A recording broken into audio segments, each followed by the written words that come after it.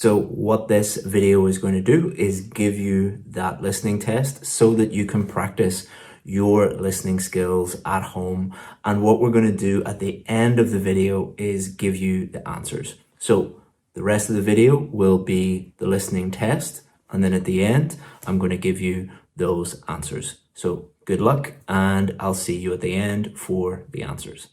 IELTS Listening Part 1. Hello there, and welcome to the Klein Museum, which was the actual home of Mr. Klein and his family before he went on to be the famous author we all know him as today. Before we get started, there are some questions I'd like to ask you for our records. Would that be okay with you, sir? Yes, I'd be more than happy to help out. That's great, thank you. First of all, what's your name? My full name is John Horton. Could you spell your surname for me, please? Of course, it's Horton, Horton. It's actually quite a popular name where I come from. And where exactly was it that you come from? I just flew in from London yesterday specifically to come visit here. That's so exciting. Well, it's great to have such a dedicated fan turn up at the museum. The next thing I need to ask you is for your phone number, as our director has plans to take some special exhibits on tour next year. That sounds very interesting. I'd definitely like to be kept informed about that. My number is 064 145 354. 06414 5354, is that right? That's it exactly. Got it, thanks. And next, could you just tell me if it's your first visit to the Klein Museum? Yes. Well, actually, my parents did bring me here when I was quite young, and I don't actually remember it. But technically, this is my second time being here. Oh my. So your whole family are Klein fans then? Yes, definitely. It was my parents who got me started on him. And what's your favorite Klein book? I love all of his popular ones like Heyday and The Knocking, but my absolute favorite has got to be The Final Push, which wasn't as popular as the others, but really left me with a lasting impression. I know exactly what you mean. It really is surprising that it isn't better known. And while you're visiting, will you require the services of our in-house photographer? No, that won't be necessary. Are you aware that personal cameras are not allowed into the museum? Oh, really? I wasn't actually. Well, in that case, I suppose I better. How much does it cost? One photo is $5, but you can get 5 for just $10. Which option would suit you best? I'll go with one photo, as I really only need it as a reminder of my visit here. This is a bit embarrassing, actually. What's that? I need to put today's date on the form, but I actually can't remember what date it is today. That's nothing to worry about. Well, I flew in yesterday, which was the 15th of February. So that makes today the 16th of February.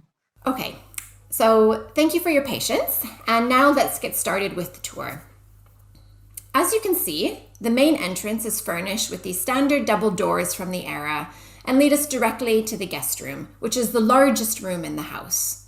This is, in fact, the very same room where he signed his very first publishing deal back in 1894.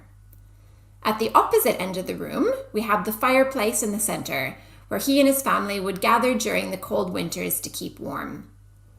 On the right of the fireplace is the entrance to the utility room, but unfortunately, we don't have any of the objects that were stored there by the Klein family, as the house has changed hands on several occasions before it was finally turned into a museum in his honor.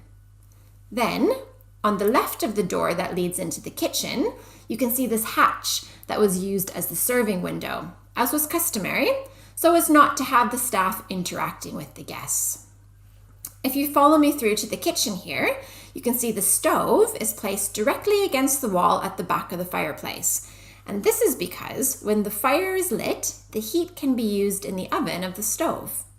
And on the left, the sink is located directly under the window, so that this area was well illuminated for preparing food and washing the crockery. At the back of the kitchen is the doorway to the bedroom. In those days, beds weren't as popular as they are now, so people slept on thin wooden mats laid on the ground, like the ones you see here, and the whole family would sleep here together. except for on the coldest nights, when they would move to the guest room to benefit from whatever heat was left coming from the evening fire. At the back, you'll notice this little cubby, which may look like an ensuite at first, but is, in fact, the office of our great Mr. Klein, as he found this to be the quietest location in the house and could focus on his work without interruption. Finally, if you could just follow me back through the kitchen, here we can exit through the back door of the house to the woodshed where the Klein family stored, well, obviously, their wood. However, it was the staff that would have been the only ones that really had any reason to be back here. And that pretty much concludes our tour.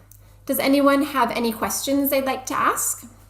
IELTS Listening Part 2. The first thing is that clean energy has been increasing. This is electricity from clean energy sources over the last 20 years. But when you look at the percentage of global electricity from clean energy sources, it's actually been in decline from 36% to 31%. And if you care about climate change, you got to go in the opposite direction to 100% of our electricity from clean energy sources as quickly as possible. Now, you might wonder, come on, how much could 5 percentage points of global electricity be? Well, it turns out to be quite a bit. It's the equivalent of 60 nuclear plants the size of Diablo Canyon, California's last nuclear plant, or 900 solar farms the size of Topaz, which is one of the biggest solar farms in the world and certainly our biggest in California. Well, a big part of this is just simply that fossil fuels are increasing faster than clean energy. And that's understandable. There's just a lot of poor countries that are still using wood and charcoal as their main source of energy, and they need modern fuels. But there's something else going on, which is that one of those clean energy sources in particular has actually been on the decline in absolute terms, not just relatively, and that's nuclear. You can see its generation has declined 7% over the last 10 years. Now, solar and wind have been making huge strides, and so you hear a lot of talk about how it doesn't really matter because solar and wind is going to make up the difference. But the data says something different. When you combine all the electricity from solar and wind, you see it actually barely makes up half of the decline from nuclear. Well, let's take a closer look in the United States.